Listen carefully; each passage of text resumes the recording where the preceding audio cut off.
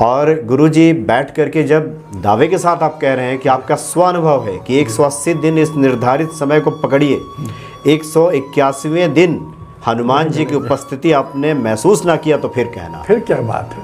तो फिर तो हम गुरुजी को ढूंढने ऋषिकेश पहुंच ही जाएंगे। नहीं, हम खुद उनके घर पहुंच जाएंगे, क्योंकि हनुमान जी आए ही होंगे वहाँ पे। जी बिल्कुल, हाँ बिल्कुल, संदेह का कोई विषय नहीं है। जय सिया राम। जय सिया राम। और मनोरथ जो कोई लावे सोई अमित जीवन फल पावे। हनुमान चालीसा जो अपने आप में स्वयं सिद्ध है, क्या कुछ नहीं है। जीवन में जिन चीज़ों की आवश्यकता हो सकती है या जीवन की जो मांग हो सकती है, वो सब कुछ समाहित है हनुमान चालीसा में। हनुमान जी के एक परम साधक आदरणीय पवन कुमार मिश्रा जी हमारे सामने उपस्थित हैं। स्वागत है आपका गुरुजी। जय सिया राम। हनुमान चालीसा का हम लोगों ने तो जिक्र किया, आपने तो लिविंग हनुमान पुस्तक लिखी है। हनुमान जी को लेकर के हनुमत तत्व कैसे हमारे जीवन में उतरे, उसके भी हम लोगों ने चर्चा की। अब भक्तों की ये जिज्ञासा होगी कि ऐसे परम साधक से जाना जाए कि वो साधना कैसे करते हैं, या फिर हनुमान जी की कैसे हो साधना, कैसे होंगे हनुमान जी प्रसन्न, इसके बारे में हम चाहेंगे आप कुछ बताएं। हनुमान जी तो सदैव ही प्रसन्न है।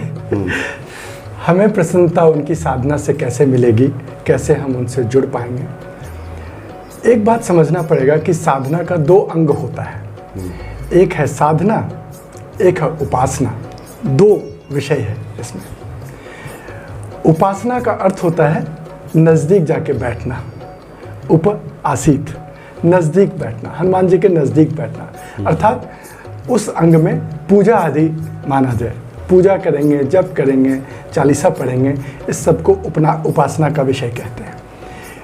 जिसके पास जितना समय है, हम तो कहते हैं दिन का 1% समय 14 मिनट कुछ सेकंड होता है। अच्छा, 15 मिनट मान लें, तो कम से कम दिन का 1% हनुमान जी की उपासना के लिए अलग कर लें।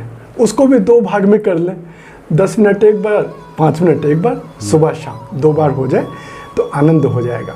कम से कम 1% समय, जीवन का 1% समय उपासना के लिए रखते हैं, तो उपासना पूरी हो जाएगी।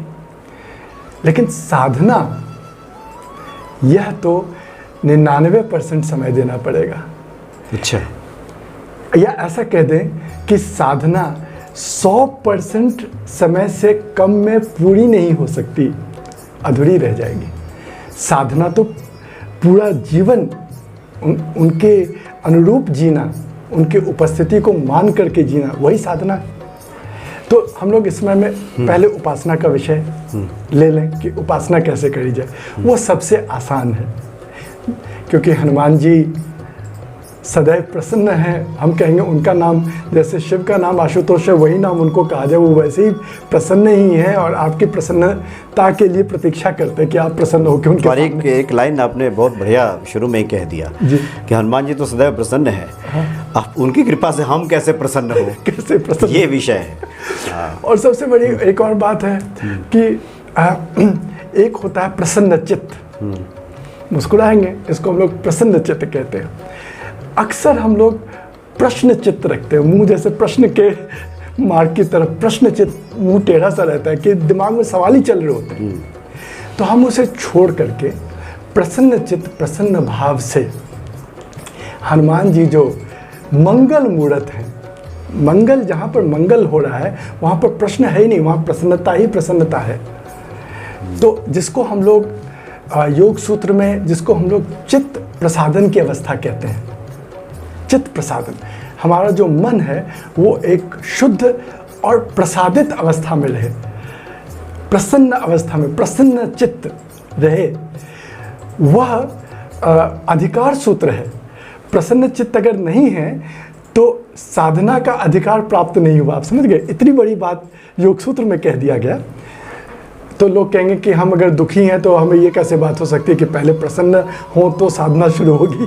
नहीं, प्रसन्नता की ओर हम बढ़ने लगें, कोशिश करके अपने कम से कम चेहरे पर ही मुस्कुराहट डालें, कोशिश करें बार बार, तो वह भी हनुमान जी की साधना मानी जाए, प्रसन्न चित्त होना। क्योंकि हनुमान जी हमारे साथ हैं तो हमें दुखी होने का, मुंह लटकाने का कोई कारण नहीं है, कारण नहीं रह गया, हमें मिल गए। अच्छा, तो जो उनका उपासना का विषय है उसमें जिस भी तरह से उपासना करते हैं एक स्थान रखेंगे, उनकी मूर्ति होगी या उनका विग्रह होगा, उनका फोटो होगा या सुपारी होगा या कुछ होगा, उस पर फूल पुष्प आदि चढ़ाएंगे, वो विस्तार हो गया। एक जो विशेष बात हनुमान जी की कृपा से मुझे प्राप्त हुआ प्रेरणा से, जी जी, वही मैं साझा जी हाँ करना जी हाँ, चाहता बिल्कुल। तो क्या हुआ कि पुस्तक लिखने के परिक्रम में हनुमान जी की हनुमान जी का एक विग्रह सदैव हम अपने साथ लेके चलते रहे। वही लल्ला रूप हमारे, वही साक्षी रहे, उनके सामने में पूरी पुस्तक लिखी गई। तो मतलब जहाँ भी यात्रा में निकले आप वो हनुमान जी को साथ रखते जी, वो काफ़ी भारी से ही, मैंने एक बच्चे का जितना वजन होता है उतना तो है ही उसका वजन। अच्छा। तो अब एक होटल में पहुंचे रात को, तो अब कोई जगह तो और था नहीं, कमरा ही था। तो वहाँ पर हमने जो ड्रेसिंग टेबल होता है जहाँ आईना लगा रखा है, वहाँ पर हमने उनको स्थापित कर दिया, साफ करके ठीक करके फिर सो गए। अब अगले दिन सुबह जब बैठे ध्यान पे, तो वहाँ सामने अपनी गद्दी लगाई, बैठ गए, पूजन किया, सब कुछ किया। जब आरती का समय आया तो था अंधेरा ही, जब आरती का समय हुआ तो प्रकाश हुआ आरती में। तो जो हनुमान जी की हम आरती करने लगे तो देख रहे कि अरे पीछे तो हम ही बैठे हुए हैं, आईने में आपने खुद को देखा। अब आईने में हम स्वयं को देख रहे हैं और हम आरती कर रहे हैं, तो आरती तो मेरी स्वयं की भी हो रही है। तो एक बार को हमको बड़ा संकोच हुआ कि ये हम तो स्वयं की आरती कर रहे हैं, ये तो अजीब सी बात हुई, कभी जीवन में ऐसी स्थिति नहीं उत्पन्न हुई। और उसी क्षण यह बात भाव मन में आ गया कि जब हम निज मन मुकुर सुधार की बात करते हैं तो हनुमान चालीसा तो शुरू ही आईने से है। सबसे पहला शब्द ही आईने का है, निज मन मुकुर सुधार। तो मन की मुकुर, ये मन का मुकुर, इसमें मैं प्रतिबिंबित हो रहा हूँ। मन रूपी दर्पण को साफ करना है। तो वह दर्पण जो है वही मेरा मन है, उस मन की तो आरती करनी ही पड़ेगी। वो चेतना तो रखना ही पड़ेगा उस मन का। और उसमें जो मेरी छवि है वह छवि है जिसके आखिरी दोहे में कह दिया हृदय बसों सुरभूप। वह इस मंदिर की जिसमें वह हृदय स्थान है, उसमें जिसमें हनुमान जी का वास है, सत्यवास है, प्राण रूपी हनुमान का आवागमन है, उनका वास है, वह उसका प्रतिबिंब है। तो यह विग्रह मानवों द्वारा बनाया गया एक विग्रह है जिसमें प्राण प्रतिष्ठा करी है, लल्ला निवासते हैं।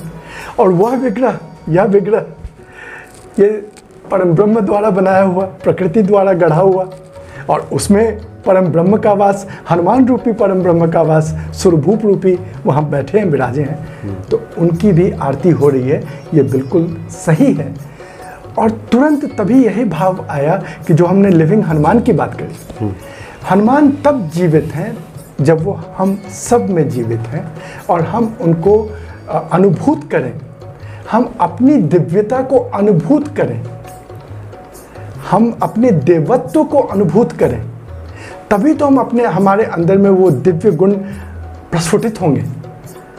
हम रोज जब अपनी छवि की आरती उतारते हैं तो हमारे हाथों से कोई गलत कर्म कैसे हो सकता है, जिसको हम लोग आत्मदेव कहते हैं। आत्मदेव, वह आत्मदेव की छवि है, छवि रूप, बिंब रूप।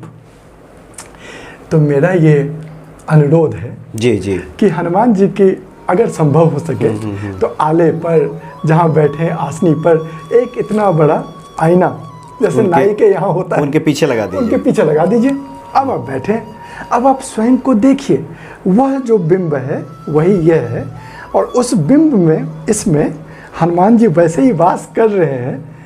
आप जरूर पुस्तक से वो चित्र डालिएगा वीडियो में, एक है फोटो जी, इसमें चित्र है कि आप ऐसे बैठे हैं कि हनुमान जी की जो विग्रह है वो आपके हृदय क्षेत्र में आ रहा है। तो हमारे को हमारे परिकल्पना में वो सहूलियत हो जाती है कि हम ऐसे हैं कि हनुमान जी के हृदय में भगवान राम, सीता, हम भी हृदय फाड़े तो हमारे में भी हनुमान जी हैं, क्यों ना हो हैं। तुलसी बाबा ने कहा है तो ज़रूर है ना, हमारा विश्वास है कि वो वही हैं।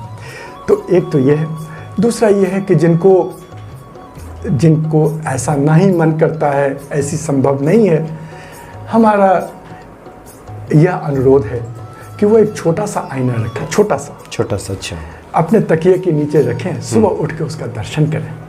मतलब खुद को देखें। पहला दर्शन किसका दर्शन है? तो हनुमान जी के मंदिर का दर्शन हो रहा है। हाँ, मंदिर तो हम ही है। हाँ, यही मंदिर है, यही मंदिर है। इसी मंदिर में वो स्थापित है। इस मन के अंदर जो मंदिर है, जो मंदिर मन के अंदर का वही मंदिर हुआ। मन अंदर, वही है मंदिर, मानस। तो इसमें जो हनुमान जी स्थापित है उसका बिंब कैसा है? ऐसा बिंब है स्वयं में उनका। जब तक हम अपने स्वयं में उनको अनुभूत नहीं करेंगे तो हमारे साधना नहीं शुरू होगी। पूजा तो शुरू हो सकती है, साधना का जो पहला कदम होगा वह स्वयं में हनुमान जी की उपस्थिति, उनका वास, उनका सुवास, उनकी सुगंधि को अनुभूत करना। शीशाए दिल में, क्या कहते हैं, शीशाए दिल में रहते हैं वो, जरा सी नजर झुकाई और दीदार हो गया। हमारे शीशा, हमारे आईने, दिल के आईने में उनका दीदार है। तो मेरा जो पूजा के क्रम में एक हल्का सा हट के जो विषय जो हम साझा करना चाह रहे थे वो यह था कि आईने का प्रयोग करें, क्योंकि ये पूरा का पूरा विषय आईने से ही शुरू हुआ है। निज मन मुकुर सुधार, निज मन मुकुर, आईना, जी जी, मुकुर। और मुकुर सुधार का अर्थ जो है दो तरह से है। एक हुआ आईने को साफ करना, फिर साफ आईने को सुधार में साफ करना भी आता है और सुधार में धारण का भी आता है। अब उसको किस तरफ रखें? और अगर मन के आईने को कूड़े के तरफ रखेंगे तो उसमें कूड़ा ही दिखेगा, मन के आईने को मंदिर की तरफ करेंगे तो मंदिर दिखेगा, पुष्प की तरफ करेंगे तो पुष्प दिखेगा। हम अपने मन के आईने को कैसे धारित करें कि हमारे मन में परम ब्रह्मा हनुमान का दर्शन होता रहे दिन भर। तो उपासना में एक विषय तो ये हो गया कि वह स्थान की शुद्धि। एक बहुत बड़ी विषय है हनुमत उपासना में या किसी भी उपासना में, लेकिन हनुमत उपासना पूजा में समय। अच्छा, एक समय तय करें, निर्धारित समय। निर्धारित समय, वो सुबह हो, शाम हो, रात हो, दोपहर हो, लेकिन वह आपका हनुमान जी के साथ अपॉइंटमेंट है। अच्छा, जो टाइम फिक्स कर दिया है, टाइम फिक्स कर दें। क्योंकि देखिए हनुमान जी चिरंजीव हैं, ऐसा माने कि वो विग्रह में उपस्थित होंगे। जब आप चले गए तब थोड़ी बैठे हुए वहां पर, वो कहीं और जाएंगे। अब समझिए, हाँ, वो तो आपके लिए उपस्थित हैं, जो आपने टाइम फिक्स किया है विग्रह में हनुमान जी स्वयं, ठीक है ना। अब हनुमान जी देश और काल के परे हैं, तो हमने उनको देश दे दिया कि आप यहाँ पर आए, इस स्थान पर आए, और उनको काल नहीं दिया। देश तो दे दिया, ये विग्रह है, यहीं जोत जलाएंगे, यहीं अगरबत्ती जलाएंगे, तो उसकी सुगंधि से जब पृथ्वी तत्व जागृत होगा तो हनुमान जी की जो उपस्थिति है वो वहाँ पर वो आएंगे। हनुमान जी को बुलाया, उनका आवाहन किया तो वो आएंगे। यहाँ गच्छा यहाँ तिष्ठ, तो वह जो यहाँ गच्छा यहाँ तिष्ठ की जो भाव है, यहाँ आइए, यहाँ विराजिए, वह हमें एग्जैक्ट टाइम पे कहना पड़ेगा। चाहे हम उस समय से 2 मिनट पहले पहुंच जाएं, 1 मिनट बाद ना हो। और समय आप रखें। हम इसको बिल्कुल नहीं मानते कि आपको सुबह सुबह ही अगरबत्ती घुमानी चाहिए जल्दी जल्दी ना। आपको जो समय सुविधा लगता है वो समय, लेकिन वह समय हिलेगा नहीं। फिर जो तय किया वो जो तय कर दिया वो मेरा अपॉइंटमेंट है हनुमान जी के साथ। तो कोई लोग पूछ लेंगे कि उस समय में हम दोस्तों के पास होंगे तब क्या करेंगे, हम परिवार में कहीं पर बैठे होंगे तब क्या करेंगे, तब क्या करेंगे। तो उस जैसे समय बजेगा, मोबाइल में अलार्म रखिए उस समय से 5 मिनट पहले।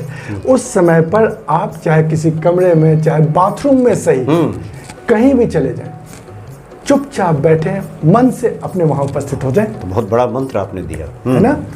ये मत सोचिए कि स्थान अशुद्ध है, कोई स्थान अशुद्ध नहीं है, और आपको बाथरूम में कोई खदेड़ने नहीं जाएगा। और 2 मिनट के लिए हम कह रहे हैं, 3 मिनट के लिए बाथरूम में बैठ गए, जाकर के खड़े ही हो गए, आईने के सामने खड़े हो गए। आईना सामने है, हर बाथरूम में लगा रहता है कि हनुमान जी आंख बंद कर लिए और अपना जो वह स्थान है वहां पर मन ही मन मानस पूजा का हमारे शास्त्रों में उल्लेख है। जी जी जी बिल्कुल। शंकराचार्य ने हमें अनुमति दी है मानस पूजा। दुर्गा सप्तमी पे तो मानस पूजा का पूरा तो ये हम शास्त्र के विरोध में बात नहीं कह रहे हैं, लेकिन मानस पूजा करने के लिए समय वही रखना है। चाहे स्थान बदल गया, कम से कम समय तो पकड़ लिए, लेकिन जितना संभव हो स्थान और समय एक हो, चाहे कोई चीज़ छोड़ देना पड़े, चाहे परिवार से 5 मिनट के लिए उठ के अपने मंदिर तक आ जाना पड़े, चाहे दोस्तों को कहा जाए कि उसके बाद मिलूंगा, उससे पहले मिल लो, लेकिन इतनी महत्व तो देना ही होगा, उपासना को देना होगा। तो उपासना का हमने 2 बात बताया, एक आईना, एक समय, समय पक्का टाइम। क्यों? देखिए, क्योंकि हम जब हनुमान जी से कोई भी चीज़ मांगने जाते हैं, हम साधारण बात की करते हैं, हम चाहते हैं हमारे प्रमोशन हो जाए। अब प्रमोशन तो होगा जनवरी में या जब भी, समय से होगा, और हमारी समय की साधना ही कच्ची है। जो समय की साधना की बीज लगाए रखेंगे तो समय काल सधेगा। दूसरी बात क्या है, हनुमान जी की जब हम इस तरह से हनुमान जी का आवाहन एग्जैक्ट एक्यूरेट टाइम पर करेंगे, नित्य करेंगे और 180 दिन तक करेंगे, तो मेरा ये अनुभव है 180 दिन से पहले ही आपको उनकी अनुभूति हो जाएगी कि वो आए हैं। अच्छा, ये लेकिन व्यक्तिगत अनुभव सबको होगा, कुछ कहने का बात नहीं है। ये नहीं कह सकते आज हनुमान जी आ गए हैं, मुझे पता चल गया है, ऐसा नहीं, आपको लग जाएगा, बोलने लायक नहीं रहेंगे। और 180 दिन के बाद 181वां दिन तो निश्चित रूप से विराजेंगे। वो ये उनका प्रॉमिस है, ये उनका वचन है। किसको दिया वो वचन? वो वचन मुझे दिया है। कैसे मुझे पता चला? तो मेरे मन में ही बोले हैं, इसलिए मैं उसको मानता हूँ। इस वचन पे मैं विश्वास करता हूँ कि जो कोई भी साधक, जो कोई भी भक्त, जो कोई भी उनका बच्चा नित्य उसी समय पर 180 दिन तक उपस्थित हो जाएगा, तो 181वां दिन के आगे नित्य उसको उसी समय पर हनुमान जी वहाँ विराजे हुए अनुभूत होंगे।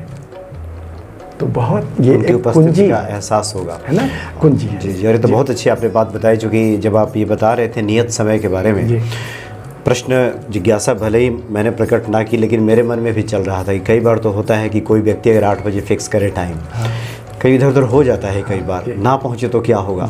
तो आपने तो बहुत बढ़िया बताया कि उस क्षण के लिए हम तो अपने को थोड़ा सा अलग कर सकते हैं इस दुनिया से, इस दुनियादारी से, और वहीं खड़े खड़े सुमिरन कर लिया। सुमिरन, आप ट्रेन में हैं तो आंख मूंदने से कौन मना करेगा? ट्रेन में ऐसे बैठे सिनेमा देख रहे हैं, सोचिए ना, हम तो जीवन में जी रहे हैं, कभी सिनेमा ही देख रहे होंगे, कभी कहीं बैठे ही होंगे यार दोस्तों के साथ, तो एक मिनट के लिए और आंख खोले खोले वहीं पहुंचेंगे। लेकिन वो वक्त बच गया, अलार्म हो गया, तो अब हम जैसे एक कोई व्यसनी होता है ना, ढूंढना शुरू करता है, ऐसे हमें व्यसन नहीं, हमें मोहब्बत है उनसे, हम प्रेम में उनको व्याकुलता पूर्वक 5 मिनट पहले से जगह ढूंढना शुरू करेंगे कि हम कैसे करके निकले इसमें से। चाहे उस कमरे चले जाएं, चाहे बाथरूम चले जाएं, कि ये बैठे बैठे आंख बंद कर लें, कि उधर मुंह कर लें, कैसे करें। इस विषय में हमारे मुसलमान भाई हैं, सही समय पर, चाहे वो सड़क पे होंगे, बिछा देंगे अपना, जाओगे वहीं शुरू, जाओगे वहीं नमाज पढ़ेंगे। हमारे में समय का वो होनी चाहिए, अनुशासन होना चाहिए। जी बिल्कुल। और उस अनुशासन का लाभ लोग प्रत्यक्ष अपने जीवन में पाएंगे।